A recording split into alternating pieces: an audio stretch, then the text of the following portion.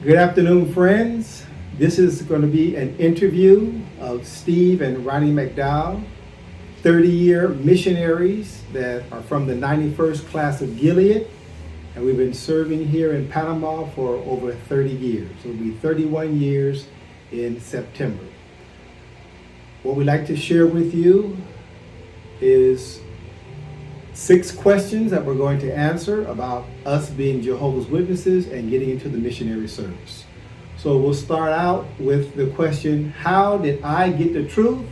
And afterward, my wife will tell you how she came into the truth.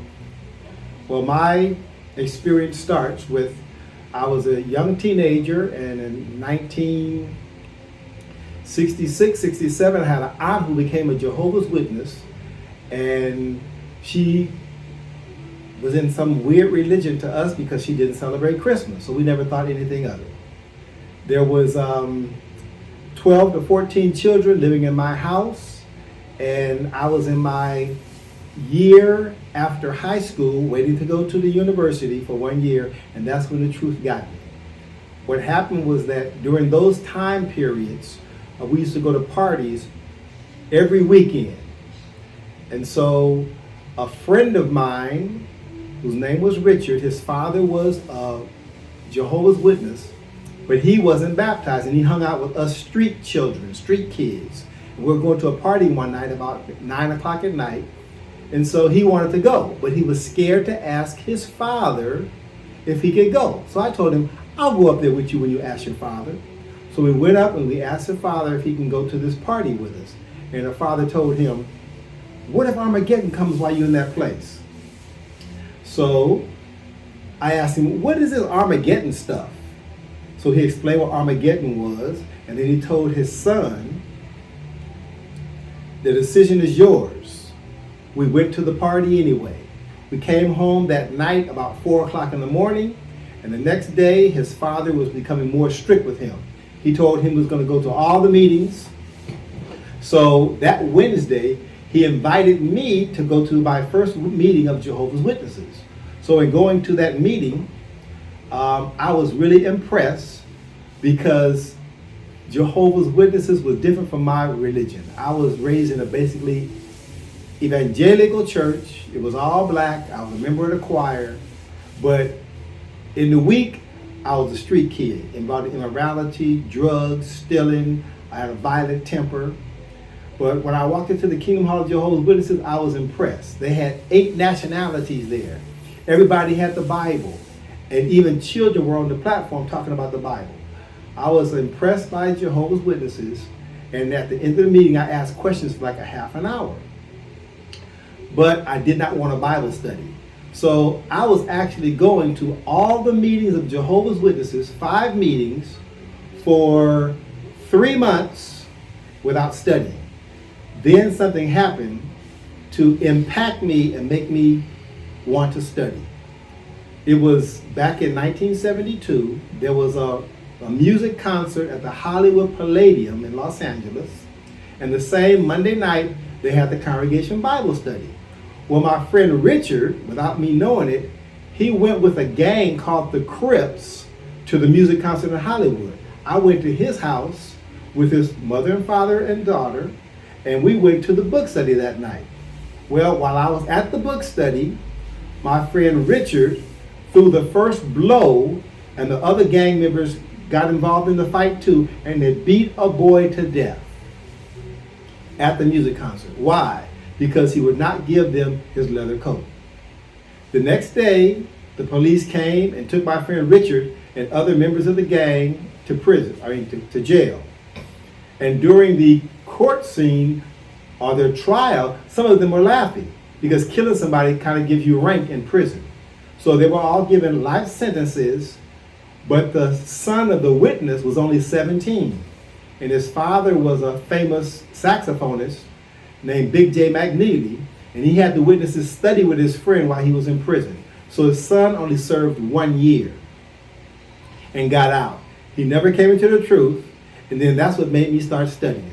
I had seen how being at a witness meeting had protected me, because if I had known they were going, to the concert. I had no spirituality. I probably would have gone to, and with my temper, would have been involved in the killing. So I saw Jehovah save me by being at the meeting, and I started studying. I would go to this brother's house up the street from me 2 days a week and study with him. In effect, I became his son because his son was in prison. So I began to study, and now I didn't want to go to college or the university because I'm looking forward to the end of the world coming in 1975. I didn't want to waste my time on the university. But my mother wanted me to go to the university because I was her favorite son, and my older brother had already gotten in trouble with things in the street life. So her hope was for me to become somebody. I was the second oldest child of the 12 to 14, besides our cousins who lived in the house. Then I told my mother I didn't want to go to college. I was studying with Jehovah's Witnesses, and I was enjoying it. And so what happened was one night I came home from the meeting, and my mother was thoroughly upset with me. She cursed me out, grabbed me by the throat, and put a butcher knife to my neck and told me how no good I was, that she was going to go down to the Kingdom Hall and curse the brothers out. And eventually that night she decided to kick me out the house. So I left my home and I went to stay with an aunt. It was good I had a good job at the time because within about a month I got my own apartment, and I went back to the Kingdom Hall in Inglewood, California, and had my own apartment. I started studying now with a younger brother named Benny Harris, and with him I was getting good association from the witnesses. So I had a hard time making adjustments, but I was able to try to lead my violent life. No more immorality with girls, no more stealing, no more smoking, but I still like smoking marijuana. And so that was the last thing that I had to stop before I could be clean enough to become a publisher with Jehovah's Witnesses. I actually prayed to Jehovah to forgive me for continually smoking marijuana. And then I had an experience with the demons 2 or 3 times that let me know that having drugs and trying to study the Bible don't go together. The brothers explained to me that that was the demons trying to fool me to continue smoking marijuana.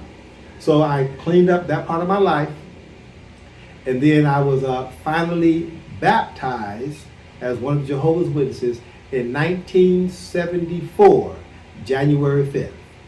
3 months later, I began pioneering.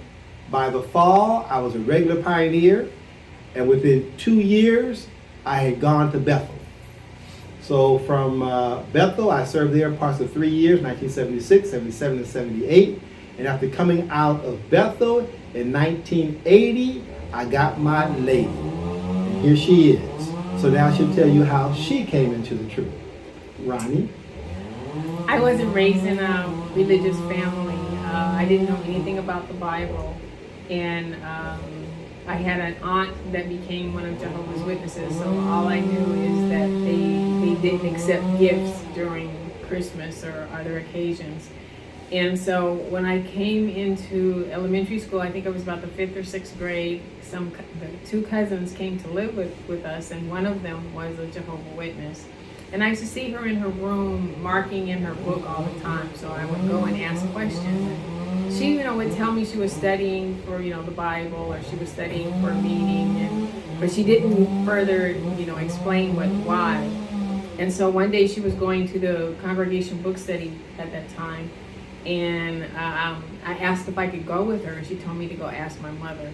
So I did, and I went, and it was in a student's, one of my classmates at school. It was in his house, and he was the worst kid in the school, fighting all the time and everything. And I was surprised to see him there, but his family were witnesses that it was in their home. So, but it still didn't impress me. So as time went on, I had a friend of the family who was became a Jehovah's Witness, and they used to ask me all the time, "What is your purpose in life? Why are you here?" And at that time, I was into discos, and so my life really centered around going to discos. I was going every day of the week, 6 days a week and 1 day to rest. And so it was so bad, or my enthusiasm for going to discos was so much, that what happened was I would go to the university from about 8 o'clock in the morning till about 10 or 11, 12 o'clock. And then I would go to work from 2:30 to 10. And then I would go to the disco from 10:30 to 2 o'clock in the morning. And this was every day. And so when he was talking about, what's your purpose in life? Why are you here? And I thought it was, hey, to have a good time and just enjoy yourself. And so he tried to explain to me, that I really needed to study the Bible and see what it said. But, I didn't take it seriously.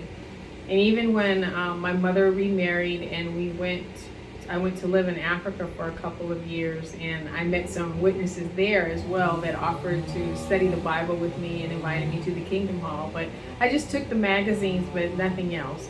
So when I finally came back to the United States from living in Africa, I saw the friend of the family again, and they were encouraging me to study the Bible. So I had a friend who had another friend whose mother was a witness. And so she took me to her house, and I asked her to study with me. So I started studying, but I never attended the meetings. And so one day, on my study, she invited the circuit overseer's wife, Moselle McGee, who came on my study. And she invited me to the meeting that night. So I promised her that I would go to the meeting. But as the day went on and the hour was coming, I was still making my arrangements to go to the disco. So by the time the meeting came, I kept saying, I remembered you promised this lady you would go to the meeting. So I did. I went to the meeting. And that night, they were doing, at that time, they had continuing the things learned, where the circuit overseer gave questions about an article or a subject, and the friends were supposed to do their, find the answer. So they started talking about discos, when you, and the brother McGee, Earl McGee, was the circuit overseer, and he said, when you go to those discos, what happened? And people were raising their hands, and they said, they start dancing, and then what can happen? And then what can happen? And they start saying, they start dancing immorally or seductively, and that can lead, and then what happened? He said, that can lead to immorality. And I was looking around the Kingdom Hall, and I was saying to myself, these people they don't look like they've ever been in a disco before. How do they know what we do? And so I was getting kind of upset. But as soon as the meeting was over, I went straight to the disco. I had picked up a colleague, and we went to the disco. And this night, I just sat there and watched. And everything that was happening, and everything that they talked about at the meeting was happening before my eyes. And the girl that went with me, started dancing with the guy, and later on she came and said, Ronnie, you don't have to take me home. I have a ride. I'm like, oh, okay. So when it was over, I was walking to my car, and there was a gentleman or a young man who she liked that would not give her a time of day. And he approached me and said, Ronnie, can I walk you to your car? And I'm like, sure, come on. So he said, I noticed you weren't dancing tonight. What happened? And I told him, I said, I went to this meeting at Jehovah's Witnesses, and they were talking about discos, and everything that they were talking about, was happening. It's true. And he said, well, why did you go? I was like, I've been studying with the Jehovah's Witnesses, but I had never been to the meeting before. So, they invited me, and so I went. And so he told me, he said, that's the best thing that you could ever do in your life. And like, really, he says, yes. He said, I want you to promise me that you'll continue studying the Bible and going to those meetings. And I'm saying, oh, well, do you go to the meetings? And he's like, no. And I'm like, well, how can you tell me to go if you don't go to the meetings? And so he said, I'm a disfellowship witness. And I said, well, what is that? And he said, well, you'll find out later. But I want you to promise me that you'll continue studying, continue going to those meetings, and I don't ever want to see you here again. And I took it to heart, and I did. I started studying. I changed my work hours because I knew that was my weakness. I changed my hours, so I started working from 10:30 at night to 6 o'clock in the morning, so I wouldn't have that temptation to go. And so when I got off, on your off day, all you want to do is sleep. You don't want to go to the disco or anything. So it kind of got out of me, although I still like to dance.